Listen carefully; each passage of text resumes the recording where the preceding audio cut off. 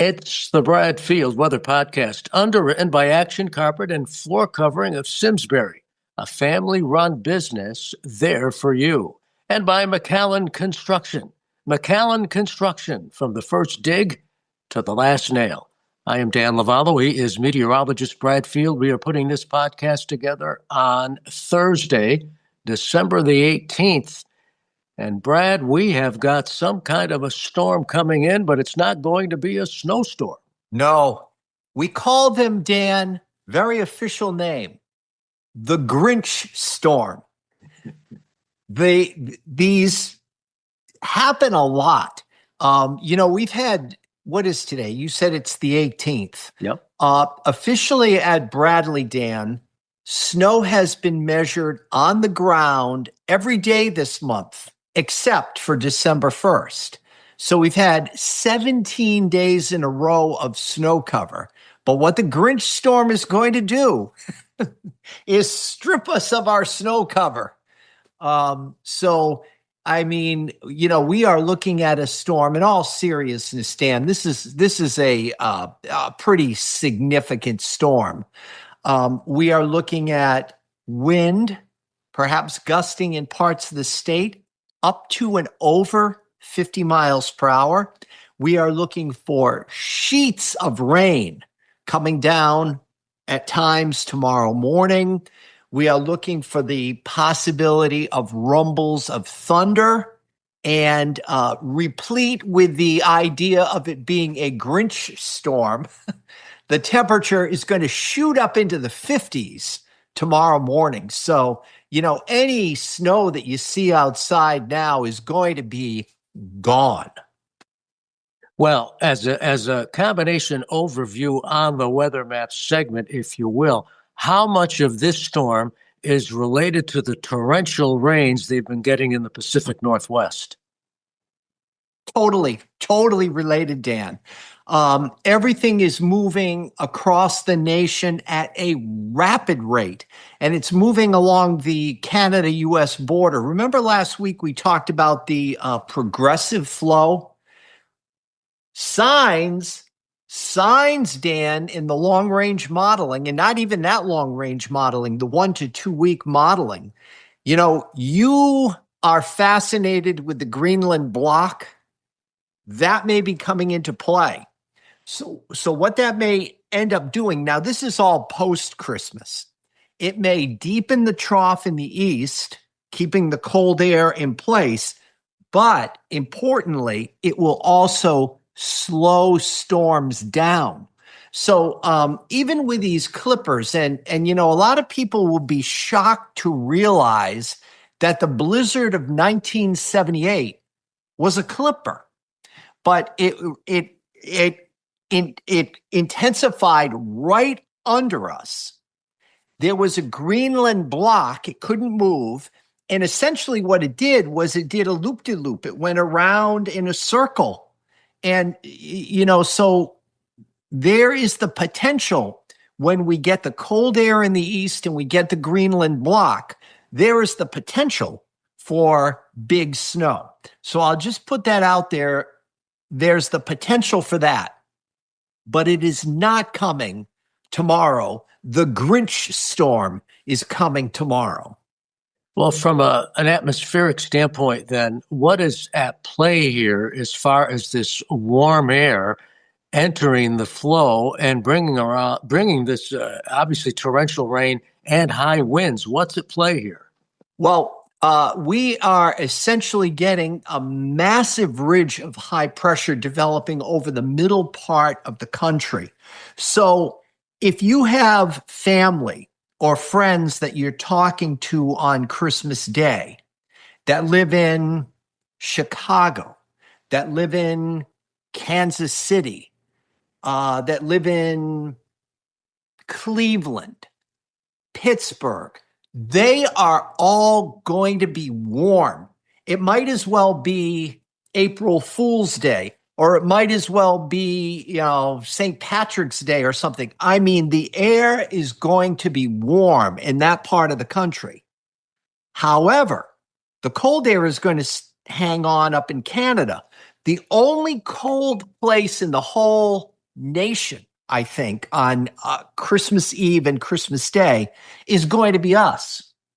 And perhaps a little sliver in the Pacific Northwest as well. But the vast majority of the country, let's say over 80%, it is going to be way, way above average for Christmas Eve and Christmas Day. So you get the warmth spread out across the country.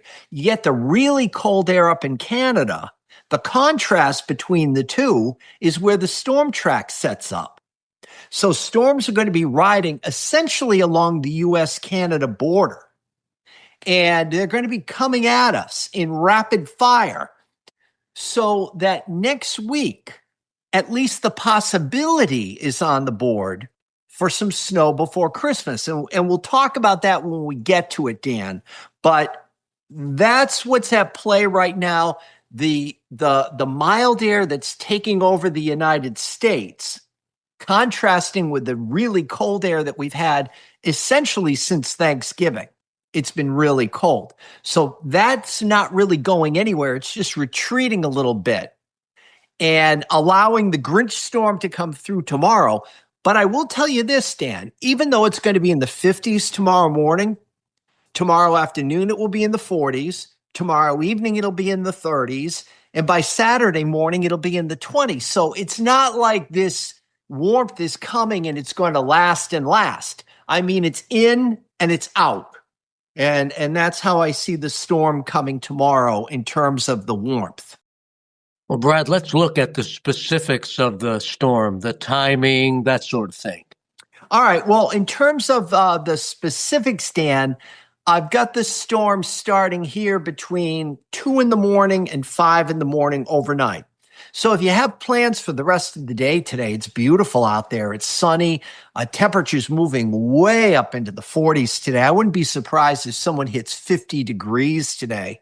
But then overnight tonight, the temperature is going to try to go down in the evening. It'll go down into the 30s, but we'll have increasing and thickening clouds. The wind will start picking up from the south. The rain will arrive between 2 and 5 in the morning. And the temperatures will start shooting up thanks to that southerly wind. Readings rising through the 40s and probably into the 50s by tomorrow morning. Now, tomorrow morning, the proverbial not fit for man nor beast. Your dog's not going to want to go out. I mean, there's going to be sheets of rain falling tomorrow morning, Dan. Wind-driven rain. The rain is going to be coming down heavily at times. I'm looking for 1 inch to 1.5 inches of rain in a pretty compact time frame. So it starts at 2 to 5 tomorrow morning. It's pouring for the morning commute. It's going to end right around lunchtime tomorrow, between 11 a.m. and 2 p.m. Somewhere in there, the rain shuts down and ends. Now, while it's raining, the wind will be cranking. I'm looking at gusts perhaps as high as 40 to 45 miles per hour for inland Connecticut, and perhaps as high as 50 miles per hour down toward New London and Stonington and Mystic in that area. And out over Cape Cod, the wind could gust as high as 60 miles per hour tomorrow. So with that thought process, I won't be shocked if UI and Eversource are reporting some power outages during the morning hours tomorrow, Dan. So hopefully they're just scattered. Hopefully this is not a widespread thing, because people have too much to do this time of year to be worried about hooking up generators and, when am I getting my power back and all that. So I do think that that there will be some scattered power outages tomorrow, but it starts again between 2 and 5, and it's over on Friday, right around lunchtime, give or take an hour or so. How soon does the wind diminish after the storm goes through? Great question. It really doesn't. It doesn't diminish as much as it shifts. It turns from southeast and south, bringing in the warmth. When the front is on us, which will be like 9, 10, 11 o'clock tomorrow morning, There could be the rumble of thunder. The atmosphere very unstable. It's very unusual to get a thunderstorm in December, but I'm not ruling that possibility out. When you hear the thunder and the rain starts to shut down around late morning, midday tomorrow, that is when the front is coming through. The wind will shift, but it will still be strong. Instead of gusting 40 to 45 inland, and it'll gust maybe 30 to 35 inland. And instead of gusting to near 50 at the Connecticut shore, it'll be gusting to near 40 at the Connecticut shore. So it'll shift direction. The cold air will start coming in, but it will still be windy right into tomorrow night, with the temperatures, as I said, diving 50s tomorrow morning, 40s tomorrow afternoon, 30s tomorrow evening, 20s by daybreak on Saturday. Brad, you mentioned the chance for scattered power outages, but also this storm is going to come in 6 days before Christmas. More people are traveling, more people are flying. Will it have an impact, let's say, on flight delays? Oh, absolutely. For anybody who's flying tomorrow in and out of Bradley, I am positive that there will be delays tomorrow morning. I mean, I don't think you can safely take off a plane. I mean, you're talking, Dan. If we had what we call a mixed atmosphere, a well mixed atmosphere, we would be talking near hurricane force gusts down here near the ground. But that's going to be happening only about a mile up. So I don't even want to think about what the wind is going to be like on Mount Washington tomorrow. But so I do not think planes are going to be taking off into that kind of a jet stream right over us. I mean, it is going to be windy. It's the type of wind that when you're driving to work tomorrow morning, not only will you have the wipers going at maximum speed, your car's going to get buffeted by the wind. All of a sudden you're like, whoa, what was that? But I can see that happening too. So I am fairly certain that there will be at least airport delays through much of the morning tomorrow. Okay. Then the storm gets through, and you're talking about 20s by Saturday morning. What occurs in the aftermath of the storm? All right. On the aftermath of the storm, Dan, while we are enjoying a nice Saturday here, complements of high pressure that's going to be extending from Virginia down to Georgia. That's the setup on Saturday. The cold front's offshore. We've got a lot of sun. It's breezy and it's much cooler, but we're certainly used to the cold by now. I think on Saturday the temperature will be in the 30s, so it won't be a bad day. But still kind of breezy, gusts, I'd say, between 20 and 30 miles per hour on Saturday. So the gusts will be way down, but it will still be on the breezy side. So that'll make it feel a little cooler. Mixed clouds and sun during the day on Saturday. Now, while we're enjoying the nice weather here, remember I said that cold in Canada, the warmth in the U.S., lots of storms really flying along, moving along fast. There'll be another clipper coming. I do not think it's going to impact us in Connecticut.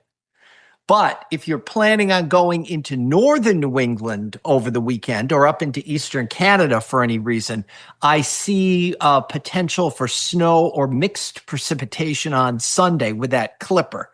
For us, I think it's just mostly cloudy with a clipper going by to our north. I think it's mild again, Dan. Temperatures on Sunday up into the 40s. So we have 30s on Saturday, 40s on Sunday, with the clipper going by to our north. And I can just sense every snow lover, every romantic at heart in our audience that wants a white Christmas is saying, oh, Brad and Dan, we've suffered through so much cold this month, and now it's Christmas. The only time we really want snow, there's no snow because of the Grinch storm. And also you're talking about 40s on Sunday. Hang in there. All right. The clipper goes by. Monday, much colder, very windy again. Things are happening fast, much colder, very windy again. Northerlies, Dan, gusting over 30 on Monday. Temperature only between 28 and 34 on Monday. So a cold, cold day. Now, think of this. We've got the cold air in place on Monday, as I just told you. 28 to 34, the highest the temperature goes, plus the wind is howling. So the wind chill's down around 10. The cold air is definitely here. Tuesday, warm air tries to come back. But guess what? Cold air is molecularly dense. So it sinks and it tends to stay near the ground. We got the cold air locked in at the ground surface. Warm air, lighter, less dense, comes in, rides up and over that dome of cold air. This is a meteorological phenomenon, Dan, called overrunning. And sometimes overrunning can produce light coatings of snow, sometimes on the order of 1 to 3 inches of snow, something like that.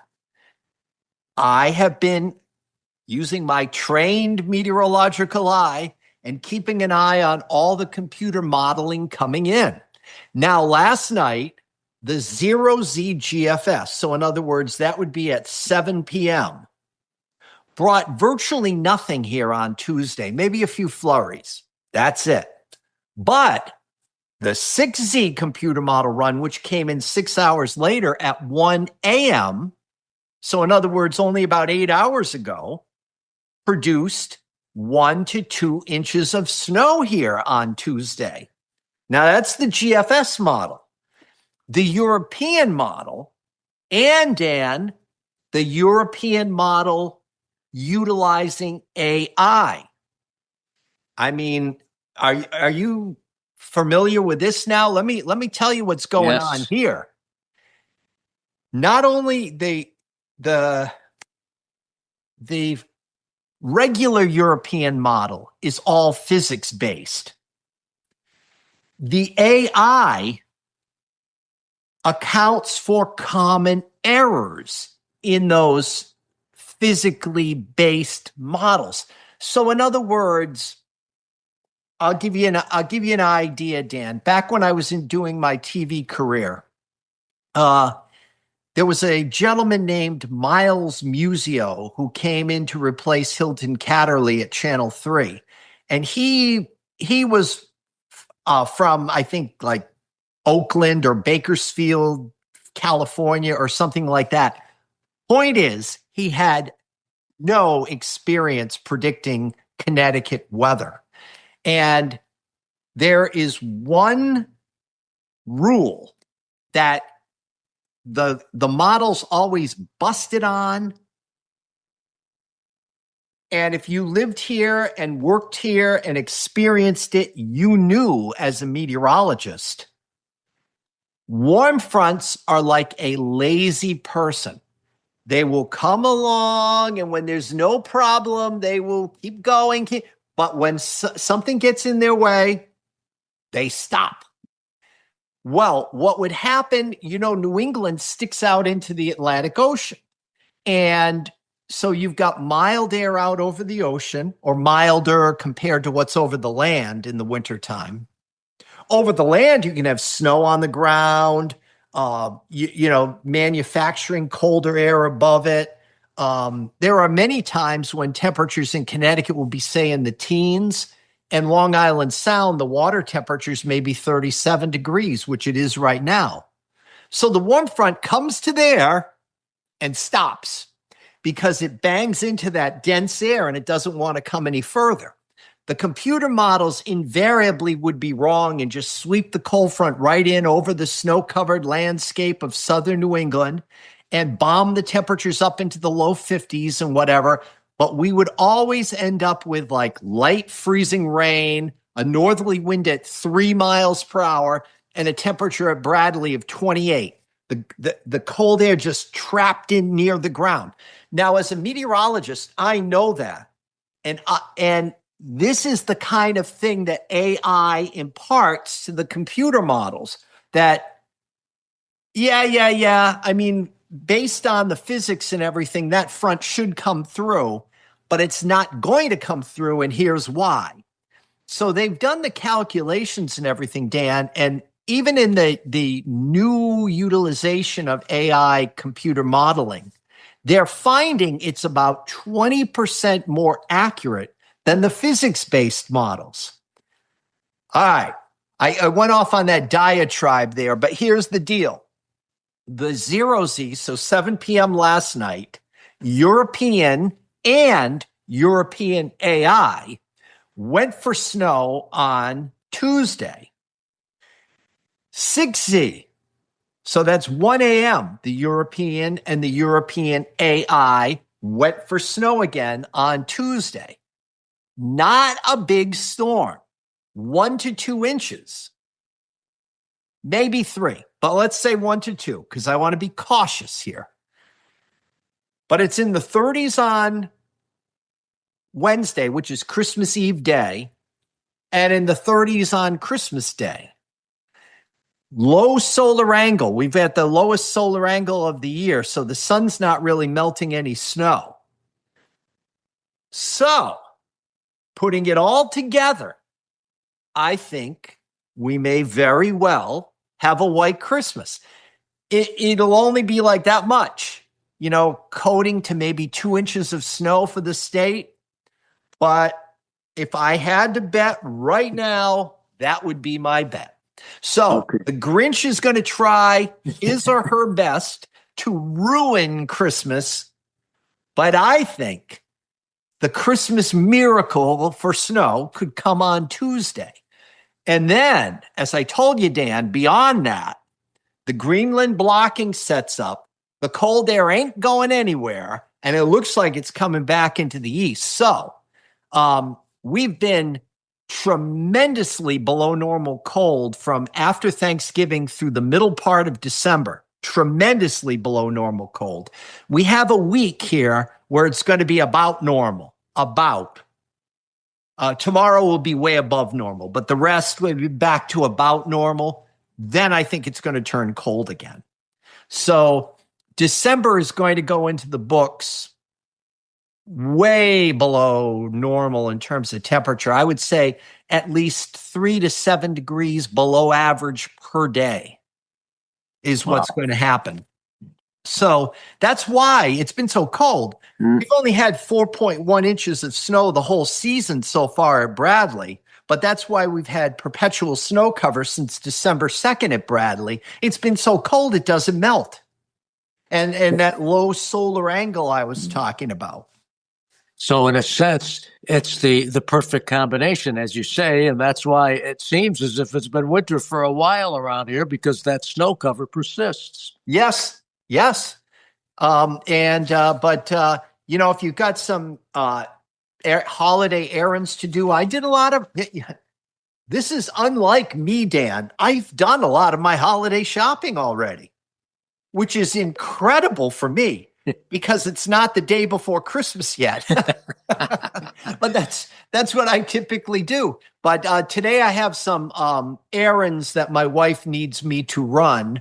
So I will be doing some errands, but a beautiful day to do that.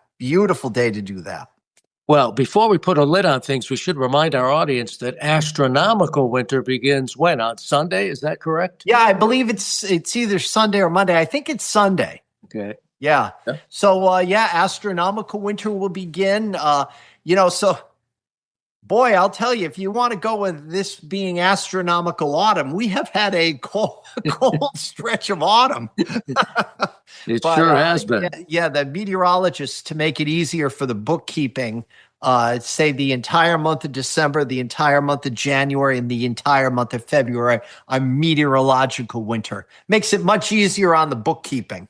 I like that approach better. Well, and on that note, as we put a lid on our podcast, and again, we're putting this together on Thursday, December 18th, what does the immediate forecast look like? All right, Dan, sunshine fading today through high clouds, temperature between 46 and 52. So today is a real treat. We haven't seen weather like this in about a month.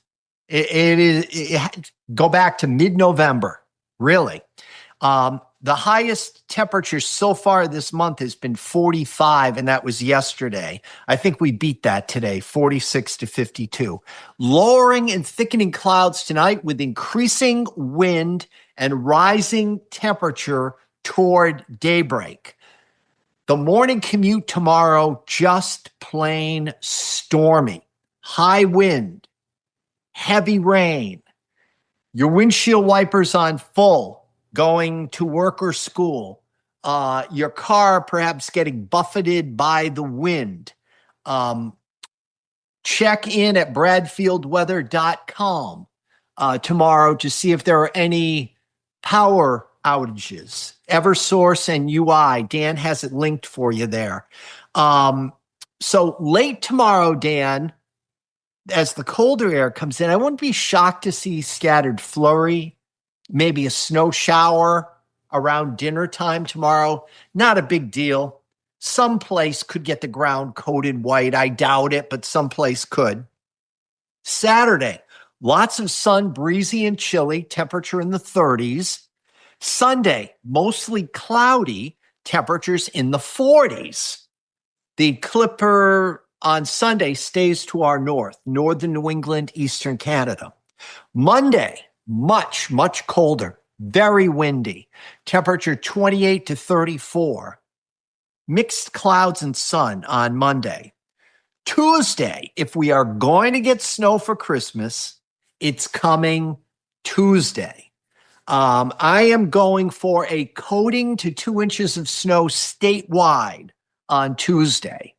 Then for Christmas Eve day and Christmas Day, both days, mixed clouds and sun, both days, temperatures in the teens and 20s at night and in the 30s during the day. So at least what you would call seasonably cold. Not the frigid air that we've had lately, but still cold. It'll have the Christmas feel. You're not going to mistake Christmas Day for some springtime morning or something. Okay. Well, on that note, to you and Sandy and our audience, be safe, enjoy the weekend. And as you said, we always invite people to visit bradfieldweather.com for the latest in addition to our podcast. Be well, my friend. You too, Dan, and you and Susan have a great weekend. And, we talked off air, Dan, if we need to come back and update the folks on the Tuesday snow, we will. But if we don't happen to see you, I hope everybody has a very Merry Christmas. Same from here. Merry Christmas. And that is going to do it for our Bradfield Weather Podcast, underwritten by McAllen Construction. McAllen Construction, from the first dig to the last nail. And by Action Carpet and Floor Covering of Simsbury, a family-run business there to serve you.